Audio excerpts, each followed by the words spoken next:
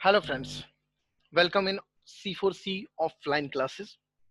आज के इस वीडियो में जो टॉपिक पे मैं डिस्कस करने जा रहा हूँ that is select case statement in VBA। अभी सेलेक्ट केस स्टेटमेंट क्या होता है VBA में, तो मैं आपको बताता हूँ कि क्या होता है कि कई सारे हमारे पास मल्टीपल कंडीशन होते हैं और उस कंडीशन को हम डिवाइड कर देते हैं। मान लीजिए कि जैसे हमारा 10th का रिजल्ट आता है तो उसमें क्या होता है, रिजल्ट डिवाइडेड होता है basis on the marks. If you will get the percentage 33%, then you will get more than 33%, and less than 45%, then you will fall in third division category. And same, if you will get more than 45% and less than 59%, then you will fall in second division category. तो ये जो एक condition होता है, ये हम Excel में if function के थ्रू करते हैं और VBA में भी हम इफ एल्स के साथ करते हैं। इफ एल्स के साथ करते हैं, मैं यहाँ पे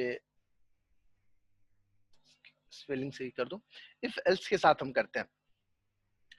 लेकिन इफ एल्स में क्या होता है कि कई बार हमें बहुत सारे कंडीशन लिखने में थोड़ा सा टाइम ज्यादा लगता है, या फिर कुछ और भी कि हम इफ फंक्शन के साथ कुछ स्ट्रगल कर रहे हैं, तो हम वहां पे सेलेक्ट केस स्टेटमेंट के साथ जाते हैं VBA में, और वहां पे हम मल्टीपल कंडीशन अपडेट करते हैं और उस कंडीशन के बेसिस पे हमें रिजल्ट मिलता है। तो ये जो वीडियो है अच्छा बहुत ही खास वीडियो है। इसमें मैं आपको कुछ नई चीजें भी बताने वाला हूँ कि किस तरह से VBA में कुछ नया फंक्शन क्रिएट कर सकते हैं जो आपके एक्सेल में अवेलेबल नहीं होता है। तो सबसे पहले तो मैंने ये कहा कि जो आपका इफ एल्स स्टेटमेंट होता है ना, उसी को हम सेलेक्ट केस के थ्रू लिखते हैं। तो देखिए, मैं सबसे पहले आपको एक एग्जांपल मैंने बताया कि किस तरह से हम अपने कोड को लिखते हैं। तो मैंने एक यहाँ पे एक स्ट्रक्चर लिखा है कि जैसे हम यहाँ पे कोड हमने स्टार्ट किया, हमारा जो कोड स्टार्ट हो गया, जो भी हम कोड करते हैं वहां से स्टार्ट किया और ये कोड यहाँ पे खत्म हो रहा है। लेकिन जो बीच का पार्ट है, it means from this to this, ये जो पार्ट है यहाँ पे हम केस लिखते हैं कि हमारा जो मल्टीपल कंडीशन, जैसे केस 1, केस 2, केस 3 जो आप देख पा रहे हैं, जैसे ये आप केस 1 दिख रहे हैं, ये यहाँ पे केस 2 दिख रहा है, ये क्या है, सारे आपके कंडीशन है। और यदि ये कंडीशन आपका फुलफिल हो जाता है तो आपका ये जो पार्ट होता है, ये यहाँ पे आपको रिजल्ट मिलता है। इट मीन्स कि ये इससे लिंक्ड होता है, ये इससे लिंक्ड होता है कि आपको क्या मतलब किसके बेसिस पे आपको क्या रिजल्ट चाहिए। तो इसी को हम सेलेक्ट केस स्टेटमेंट बताते हैं, बट इसको आपको जब हम एग्जाम्पल से बताएंगे तब आपको ज्यादा समझ में आएगा। तो चलते हैं हम अपने फर्स्ट एग्जाम्पल की तरफ, किस तरह से हम अपने एग्जाम्पल को वहां पे कर सकते हैं।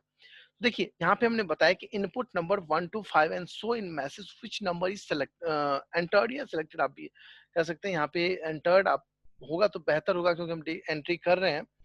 तो यहाँ पे हम इसको चेंज कर देते हैं, entered, which number entered। And इसको मैं दो तरीके से दिखाऊंगा, first with if else and second with select case. तो मैंने टाइम थोड़ा सा बचाने के लिए मैंने कुछ कोड ऑलरेडी लिखे हुए हैं, तो मैं अपने कोड की तरफ मूव करता हूँ। तो हम मूव करते हैं अपने डेवलपर टैब में और वहां पे व्यू कोड में। व्यू कोड में यहाँ पे हम आ जाते हैं और अपने एग्जाम्पल को बड़े ध्यान से देखते हुए अपने मॉड्यूल 1 में आते हैं। मॉड्यूल 1 में देखिए, मैंने फर्स्ट रिजल्ट लिखा कि जो भी इनपुट बॉक्स में हम रिजल्ट देंगे 1 to 5 के बीच में, it means dim i as integer. It means हम जस्ट 1 to 5 करेंगे, दैट जो 1 से 5 होगा वो एक नंबर है, इसलिए हम उसको एज अ इंटीजर हमने यहाँ पे कैटेगरी में रखा हुआ है। आई को, आई क्या है, एक वेरिएबल है, वेरिएबल में वो चेंज होता रहेगा। अब हमने ये लिखा कि यदि हमने इनपुट बॉक्स में 1 to 5, इट मींस हमने 1 किया, तो हमें मैसेज बॉक्स में शो हो जाए कि आपने जो number you have enter number 1। यदि हमने आई को 2 लिखा, इट मींस इनपुट बॉक्स में यदि हमने 2 अपडेट किया, तो देन यहाँ पे आ जाएगा कि हमने यहाँ पे 2 किया। और ये सिंगल लाइन कंडीशन है, इसीलिए हमें एल्स इफ नहीं लिखना पड़ रहा है, सिर्फ हम इफ एंड देन के साथ जा रहे हैं। सिंगल लाइन का मतलब ये होता है कि यहीं पे मेरा कंडीशन भी है और इस कंडीशन के फुलफिल होने पे हमारा क्या रिजल्ट आएगा ये भी यहीं पे है, इसीलिए सिंगल लाइन स्टेटमेंट कहते हैं इफ कंडीशन का। तो हम इस तरह से हमने लिखा है कि हमें 1 है तो ये रिजल्ट हो, 2 है तो ये, 3 हो तो ये बात हम इफ फंक्शन के थ्रू करते हैं। चलिए हम इस कोड को यदि हम रन करें तो हमें क्या मिलता है, जब मैं इसको रन करता हूँ यहाँ पे इनपुट बॉक्स आता है और यहाँ पे मुझे 1 to 5 के बीच कोई भी नंबर अपडेट हम कर सकते हैं। जैसे मैं यहाँ पे 4 लिखता हूँ और एंटर करता हूँ, तो मुझे यहाँ पे लिखा गया यू हैव एंटर नंबर 4। ये हमने इफ फंक्शन के साथ किया। लेकिन मान लीजिए कि यही चीज मुझे केस के साथ करना हो, सिलेक्ट केस के साथ करना हो, तो देखिए ये तो एज इट इज हो जाएगा कि इंटीजर और यहाँ पे हम कोई नंबर डाल रहे हैं। अब नंबर हमने डाल दिया, तो अब हम यहाँ पे ये लिख रहे हैं कि केस 1, यदि हमने 1 डाला है, जो इनपुट बॉक्स हमने 1 डाला है, तो मैसेज बॉक्स आए यू हैव एंटर्ड नंबर 1। यदि हमने केस में यानी कि इनपुट बॉक्स हमने 2 डाला है, तो केस 2 का हमने रिजल्ट दिया कि you have entered number 2। Case 3 में यू हैव एंटर्ड नंबर 3, 4 के लिए यू हैव नंबर, मैंने ये 5 कंडीशन लिख दिए हैं। और यहाँ पे मैंने कुछ भी स्पेसिफिक नहीं डाला हुआ है, सिर्फ मैंने रिजल्ट लिखा कि मतलब 5 रिजल्ट आने, तो मैंने उसको अलग-अलग केस में डिवाइड कर दिया। केस 1 आपने नंबर 1 डाला, केस 2 आपने नंबर 2 डाला, केस 3 आपने नंबर 3 का अपडेट किया, केस 4 4 के लिए और 5 हमने ये कर दिया। अब हमने यहाँ पे एक चीज लिखा है select case i. Select case i का मतलब है i equal to input box. Input box में हम नंबर अपडेट करेंगे 1 to 5, और यहाँ पे केस 1 2 3 4, तो आई तो यहाँ से मिल जाएगा। इट मीन्स कि जो भी हम 1 अपडेट करेंगे तो इसे मिल जाएगा select case 1। Case 1 equal to message box you have entered number 1। यदि किसी ने 4 डाला तो उसे मिलेगा select case 4।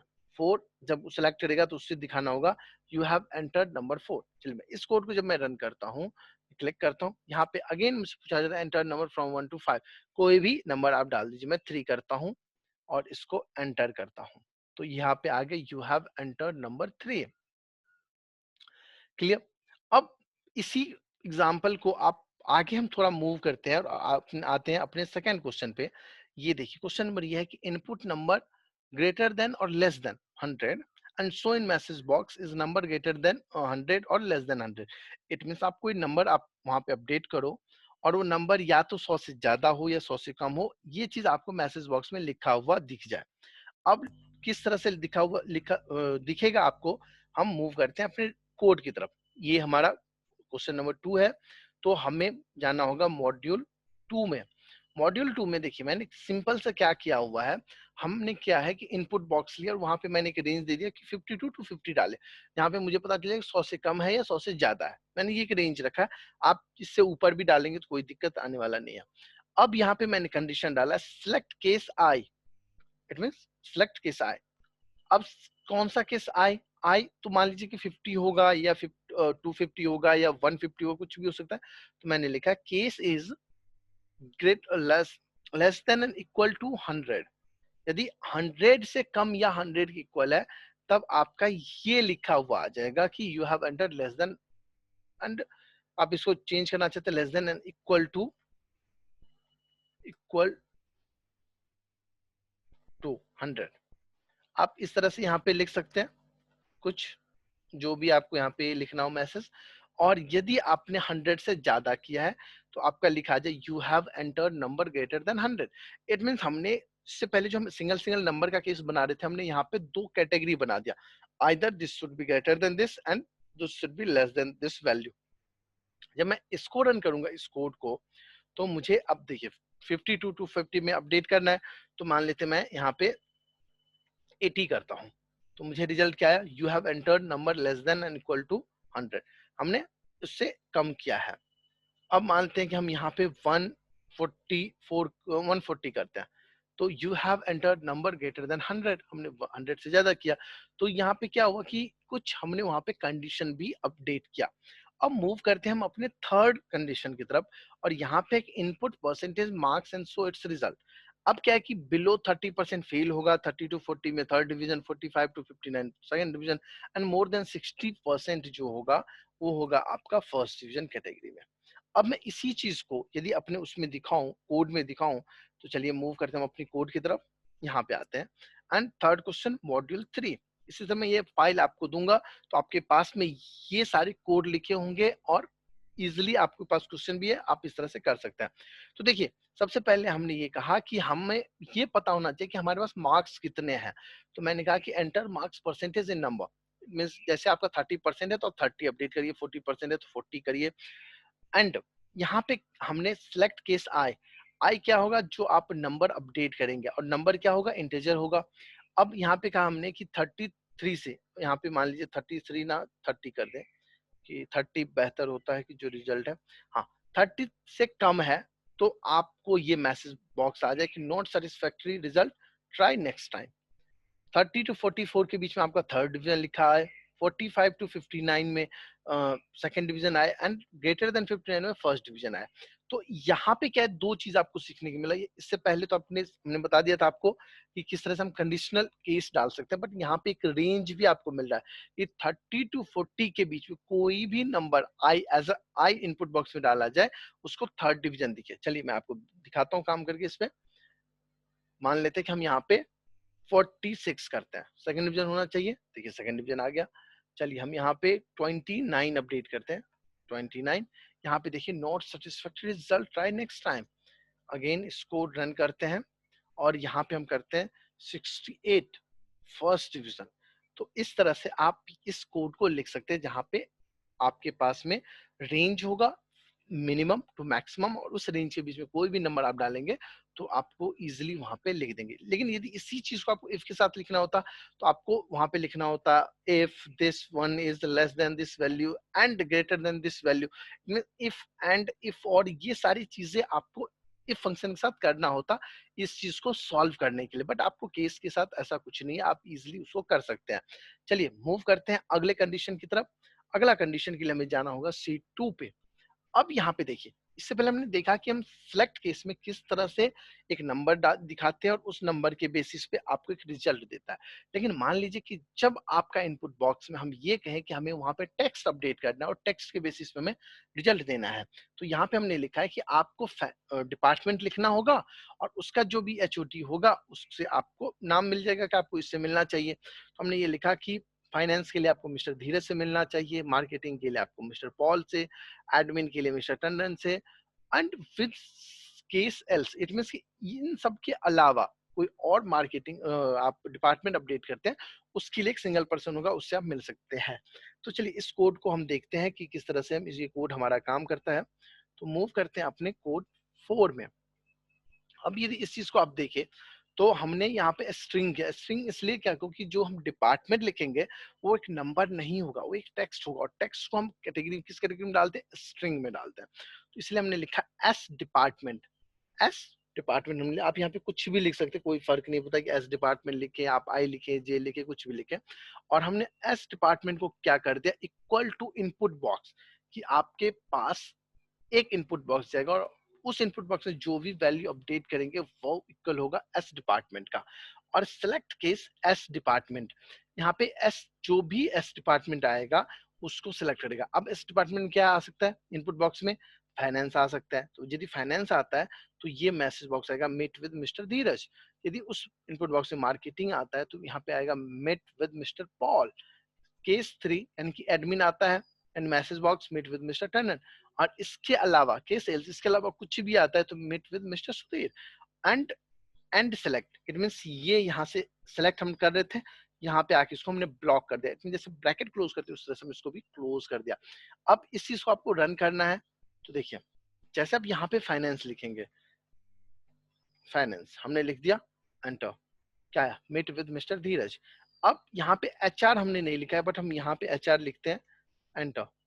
Meet with Mister Sudhir, क्योंकि हमने 3 ही डिपार्टमेंट का हमने असाइन किया हुआ HOD, बाकी के लिए जो भी होगा हमने मिस्टर सुधीर को असाइन कर दिया है। ये रिजल्ट आ रहा। अब जो नेक्स्ट क्वेश्चन है, देखिए यहाँ पे हमने लिखा है कि सेम है, जो 30% से कम है तो फेल, 30 टू 44 में डिवीजन, ये सब कुछ है। लेकिन इसमें क्या हो रहा है कि जैसे मान लीजिए मैं यहाँ पे 60 कुछ रिजल्ट है, मान लीजिए कि स्टूडेंट, सो बड़े आराम से समझते हैं, स्टूडेंट 1 2, हमने यहाँ पे कुछ स्टूडेंट को यहाँ पे नाम कर दिया कि ये सारे स्टूडेंट हैं, और मान लेते हैं कि इसका रिजल्ट भी हम जो है रैंड बिटवीन के मदद से हम 10 से 80 के बीच का कोई भी नंबर हम यहाँ पे ले लेते हैं। अब मान लीजिए कि हमने VBA में सेलेक्ट केस करके इतना कुछ तो कर लिया, लेकिन जब मुझे यहाँ पे लिखना होगा तो क्या मुझे इफ कंडीशन के साथ जाना होगा, इफ के साथ मुझे सारी कंडीशन यहाँ पे लिखना होगा? नहीं, आपको क्या करना होगा, जैसे मैं यहाँ पे एक फंक्शन यूज करता हूँ, ये आपके एक्सेल में नहीं होगा, आप कुछ भी करेंगे बट आपको गेट रिजल्ट का कोई ऑप्शन ही नहीं दिखेगा, क्योंकि ये रिजल्ट मैंने एक्सेल में बनाया है, अभी जस्ट बनाया, और आपको भी सिखाने वाला हूँ कि किस तरह से आप एक्सेल में नया फंक्शन बना सकते हैं। एक्साइटेड हो जाइए क्योंकि आप सीखने वाले हैं नया फंक्शन। और देखिए गेट रिजल्ट की मदद से आपको इसके बेसिस पे रिजल्ट मिला। देखिए यहाँ पे 30 है, फेल आएगा। जैसे मैं इसको 31 करूंगा, ये थर्ड डिवीजन हो जाएगा। 46 करने पे सेकंड डिवीजन, 76 करने पे फर्स्ट डिवीजन। ये आपके एक्सेल में नहीं होगा। वाह, क्या कर सकते हैं हम एक्सेल में एक नया फंक्शन बना सकते हैं, बिल्कुल बना सकते हैं। किसकी मदद से बना सकते हैं? वीबीए की मदद से बना सकते हैं। कैसे बनाएंगे? तो जब मूव करेंगे हमें जाना होगा अपने वीबीए कोड में। देखिए, इससे पहले हम सब प्रोसीजर लिखते थे कि जो भी कोड में रन करना है उससे पहले सब प्रोसीजर करते हैं। पर जब हम कोई फंक्शन लिख रहे हैं जो हमें एक्सेल में दिखना चाहिए, तो वहां पे हम सब प्रोसीजर की जगह पे फंक्शन लिखते हैं। फंक्शन एंड उस रिजल्ट, मतलब जो भी जिस नाम से हम फॉर्मूला बना रहे हैं उस फॉर्मूला का नाम। तो यहाँ पे मैंने इसका लिखा है गेट रिजल्ट, कि हमें रिजल्ट मिलना चाहिए। और मार्क्स, अब गेट रिजल्ट में क्या होगा कि उसको आपको मार्क्स बताना पड़ेगा कि आपका मार्क्स कितना है, तभी तो रिजल्ट बताएगा। अब मार्क्स क्या होगा? नंबर होगा। तो इसीलिए मैंने यहाँ पे लिखा है इस ब्रैकेट में मार्क्स एज अ इंटीजर, कि गेट रिजल्ट में जो एक नंबर आएगा वो नंबर क्या होगा? एक इंटीजर होगा। अब रिजल्ट स्ट्रिंग होगा। रिजल्ट क्या होगा? अब रिजल्ट कैसे होगा? तो मैंने यहाँ पे लिख दिया सिलेक्ट केस मार्क्स। मार्क्स में तो जो भी आप मार्क्स डालोगे उसके बेसिस पे ये केस सेलेक्ट हो जाएगा। अब फर्स्ट केस क्या है कि यदि लेस देन 30 है तो result equal to fail. 30 to 44 है तो रिजल्ट आपका थर्ड डिवीजन, 45 टू 59 है सेकंड डिवीजन, एंड 59 से ज्यादा है तो आपका फर्स्ट डिवीजन। ये तो आपका सिलेक्ट केस हो गया। जो भी मार्क्स यहाँ पे आप लिखोगे उसके बेसिस पे आपका ये केस सिलेक्ट हो जाएगा। अब एक बार केस सिलेक्ट तो हो गया, तो उसको हम इस यहाँ पे क्या करेंगे? हम गेट रिजल्ट को इक्वल टू रिजल्ट कर दिया। अब गेट रिजल्ट में क्या आएगा? जो भी आपका नंबर होगा, और वो नंबर क्या करेगा?